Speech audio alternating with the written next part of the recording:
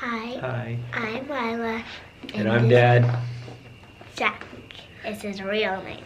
And we're going to read Amos and Boris by William Steig. And it's printed in... Where was it printed, Lila? Let's go here. Oh. Doesn't say. And oh, here we go. Can I see? It says... Printed in China. Right there. Printed in China. Okay, let's zoom this in for the readers at home. All right. Amos, a mouse, lived by the ocean. He loved the ocean. He loved the smell of sea air. He loved to hear the surf sounds, the bursting breakers, the backwashes with rolling pebbles. He thought a lot about the ocean. He wondered about the faraway places on the other side of the water. One day he started building a boat on the beach. He worked on it in the daytime, while at night he studied navigation. When the boat was finished, he loaded it with cheese, biscuits, acorns, honey, wheat germ, 2 barrels of fresh water, a compass, a sextant, a telescope, a saw, a hammer and nails and some wood, in case of repairs should be necessary, a needle and thread for the mending of torn sails, and various other necessities such as bandages and iodine, a yo-yo and playing cards. But you don't have anyone to play with. Maybe you can maybe card have something. On the 6th of September, with a very calm sea, he waited till the high tide had almost reached his boat. Then, using his most savage strength, he just managed to push the boat into the water, climb on board, and set sail. The Rodent, for that was the boat's name, proved to be a very well-made and very well-suited to sea. And Amos, after one miserable day of seasickness, proved to be a natural sailor, very well-suited to the ship. He was enjoying his trip immensely. It was beautiful weather. Day and night he moved up and down, on waves as big as mountains. And he was full of wonder, full of enterprise, and full of love for life. One night, in a phosphorescent sea, he marveled at the sight of some whales spouting luminous water. And later, lying on the deck of his boat, gazing at the immense starry sky, the tiny mouse Amos, a little speck of a living thing in the vast living universe, felt thoroughly akin to it all. Overwhelmed by the beauty and mystery of everything, he rolled over and right off the deck of his boat and into the sea. "Help!" he squeaked as he grabbed desperately at the rodent, but it evaded his grasp and went boldly along under full sail, and he never saw it again. And there he was, where? In the middle of the immense ocean, 1,000 miles from the nearest shore, with no one else in sight as far as the eye could see, and not even so much as a stick of driftwood to hold on to. Should I try to swim home? Amos wondered. Or should I just try to stay afloat? He might swim a mile, but never 1,000. He decided to just keep afloat, treading water and hoping that something, who knows what, would turn up to save him. But what if a shark, or some big fish, or a horse mackerel turned up? What was he supposed to do to protect himself? It's a horse mackerel. He didn't know. It's a big fish. Morning came as it always does. He was getting terribly tired. He was a very small, very cold, very wet, and worried mouse. There was still nothing in sight but the empty sea. Then, as if things weren't bad enough, it began to rain. At last the rain stopped, and the noonday sun gave him a bit of cheer and warmth in the vast loneliness, but his strength was giving out. He began to wonder what it would be like to drown. Would it take very long? Would it feel just awful? Would his soul go to heaven? Would there be other mice there? As he was asking himself these dreadful questions, a huge head burst through the surface of the water and loomed up over him. It was a whale. "What sort of fish are you?" the whale asked. "You must be one of a kind." "I'm not a fish," said Amos. "I'm a mouse." which is a mammal, the highest form of life. I live on land. Holy clam and cuttlefish, said the whale. I am a mammal myself. Though I live in the sea, call me Boris, he added. Amos introduced himself and told Boris how he came to be there in the middle of the ocean.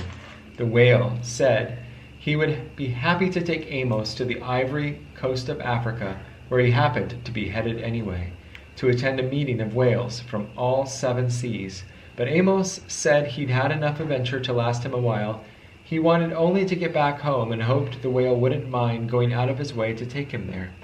Not only would I not mind, said Boris, I would consider it a privilege. What other whale in all the world ever had the chance to get to know a strange creature as you? Such a strange creature as you. Please climb aboard. And Amos got on Boris's back. Are you sure you're a mammal? Amos asked. You smell more like a fish. Then Boris the whale went swimming along with Amos the mouse on his back. What a relief to be so safe, so secure again. Amos lay down in the sun and being warned to a frazzle, he was soon asleep. Then all of a sudden, he was in the water again, wide awake, spluttering and splashing about. Boris had forgotten for a moment that he had a passenger on his back and had sounded. When he realized his mistake, he surfaced so quickly that Amos was sent somersaulting, tail over whiskers, high into the air. Hitting the water hurt. Crazy with rage, Amos screamed and punched at Boris until he remembered he owed his life to the whale and quietly climbed on his back. From then on, whenever Boris wanted to sound, he warned Amos in advance and got his okay. And whenever he sounded, Amos took a swim. Swimming along, sometimes at great speed, sometimes slowly and leisurely, sometimes resting and exchanging ideas, sometimes stopping to sleep, it took them a week to reach Amos's home shore.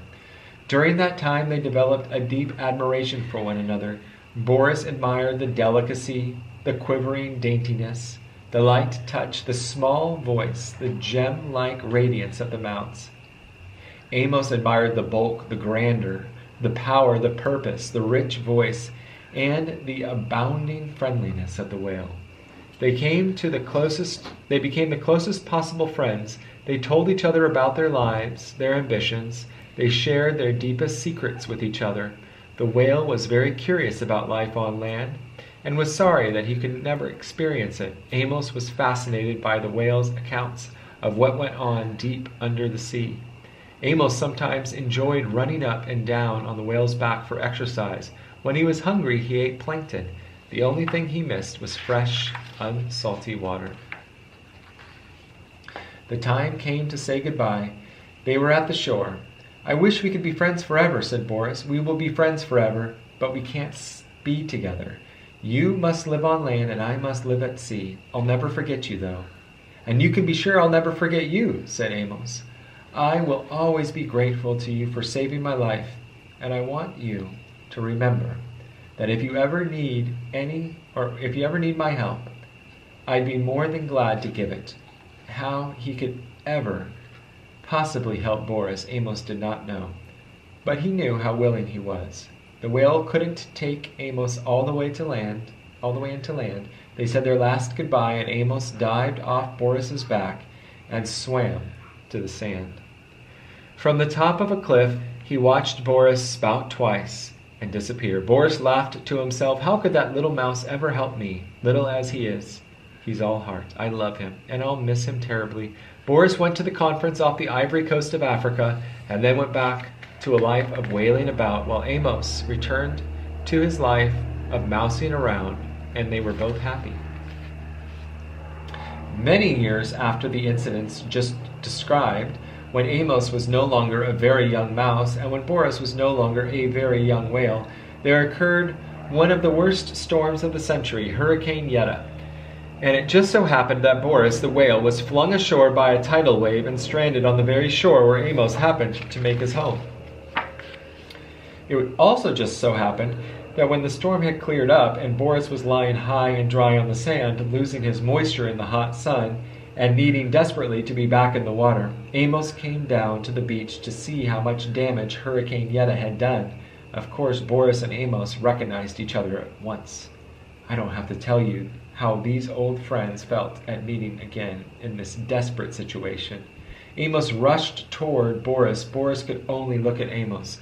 "Amos, help me," said the mountain of a whale to the mote of a mouse. "I think I'll die if I don't get back in the water soon." Amos gazed at Boris in an agony of pity. He realized he had to do something very fast. He had to think very fast about what it was he had to do. Suddenly he was gone. "I'm afraid he won't be able to help me," said Boris to himself, much as he wants to do something. What can such a little fellow do? Just as Amos had once felt all alone in the middle of the ocean, Boris felt now, lying alone on the shore. He was sure he would die. And just as he was preparing to die, Amos came racing back with 2 of the biggest elephants he could find. Without wasting time, these 2 good-hearted elephants got to pushing with all their might at Boris's huge body until he began turning over, breaded with sand and rolling down toward the sea. Amos, standing on the head of one of the elephants, yelled instructions, but no one heard him.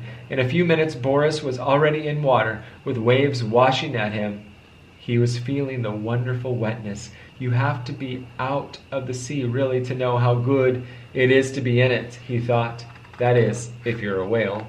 Soon, he was able to wiggle and wriggle into deeper water. He looked back at Amos. On the elephant's head, tears were rolling down the great whale's cheeks. The tiny mouse had tears in his eyes, too.